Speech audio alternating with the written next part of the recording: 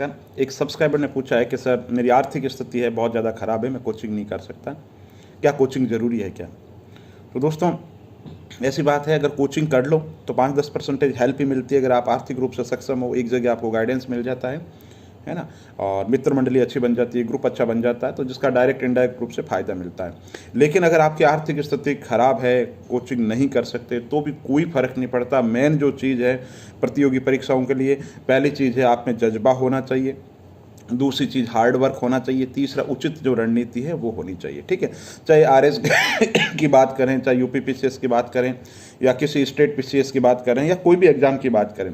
दोस्तों कुछ टॉपिक ऐसे होते हैं जहाँ हम मान सकते हैं, जैसे मैथ्स है ना, मेंटल एबिलिटी है, तो वहाँ पे अगर गुरु का रोल है ना बहुत ज़्यादा हो जाता है। साइंस के अंदर कुछ अवधारणाएं होती है, अर्थशास्त्र के अंदर कुछ अवधारणाएं होती है। लेकिन मैं आरएस की बात करूँ, एसआई की बात करूँ, पटवारी की बात करूँ, या राजस्थान के जितने भी एग्जाम हैं उनकी बात करूँ, या ऐसे एग्जाम जिनके पाठ्यक्रम के अंदर जिनकी तकनीकी प्रकृति नहीं है। तकनीकी प्रकृति का मतलब है जहाँ पे, जैसे आप यूँ समझो कि अखिल भारतीय सांख्यिकी सेवा है, अखिल भारतीय है ना, और कोई ऐसी सेवा है जिनकी प्रकृति अखिल भारतीय आर्थिक सेवा, तो वहाँ पे कोचिंग का रोल बहुत ज़्यादा बढ़ जाता है।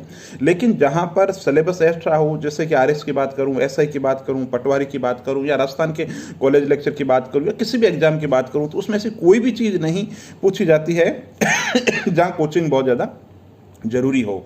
तो उसके लिए करना क्या पड़ेगा, उसके लिए सिलेबस पे फोकस करना पड़ेगा आपको। यूट्यूब बहुत से आजकल तो सारी कोचिंग जो है ऑनलाइन प्लेटफॉर्म पे उपलब्ध है, तो वहाँ से जो ज्ञान ग्रहण करो, और जो सेलेक्टेड जो लोग हैं उनके आप इंटरव्यू देखो, वो बताएंगे हमने कैसे पढ़ा, कौन सी किताब में पढ़ी, क्या हमारी रणनीति रही, है ना। तो ऐसा ज़रूरी नहीं है कि कोचिंग करो, लेकिन अच्छे मित्र मंडली के साथ में तैयारी करो। दृढ़ इच्छा शक्ति बहुत ज़्यादा ज़रूरी है। पिछले सालों के पेपर को देखो, सिलेबस पे फोकस करो, लिख लिख करके अभ्यास करो, नोट्स बनाओ अच्छे तरीके से। एक बंद कमरे में सिटिंग जो कैपेसिटी, बार बार कहता हूँ, कंटिन्यूटी बहुत ज़्यादा ज़रूरी है। एक और सब्सक्राइब ने पूछा, क्या सर एजुकेशन बैकग्राउंड मायने रखता है क्या?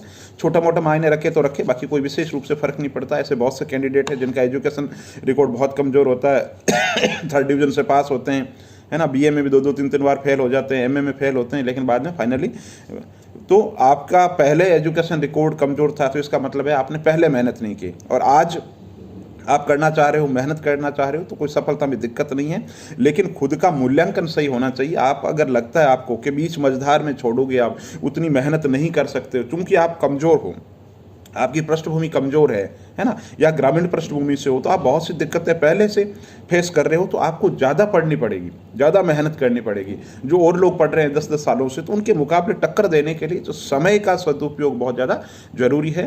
तो ऐसा कोई ज़रूरी नहीं है कि आप कोचिंग करें ही करें। आत्मदीपो भव भगवान बुद्ध कहते हैं। सिलेबस पे फोकस करो, और इंटरनेट पे जो टॉपर्स है उनकी उत्तर पुस्तिकाएं हैं वो अवेलेबल है। जिस भी एग्जाम में बैठ रहे हो, जैसे मेंस के अंदर है तो आरएस हो, यूपी पीसीएस, एमपी पीसीएस, वो अवेलेबल आंसर शीट देखो। और नहीं तो और बहुत सारे जो ऑनलाइन प्लेटफॉर्म है, कोचिंग है, वो अपने जो टॉपर्स है उनकी आंसर शीट दिखाते हैं आपको। ठीक है, इसके अलावा अच्छी टेस्ट सीरीज ज्वाइन कर सकते हो, तो वो इतना बड़ा मुद्दा नहीं है। और अब तो एजुकेशन प्लेटफॉर्म पे ऐसे लोग आ चुके हैं जो निःशुल्क शिक्षा देना चाहते हैं, तो ऐसे कोई प्लेटफॉर्म ज्वाइन करो। बहुत बहुत धन्यवाद।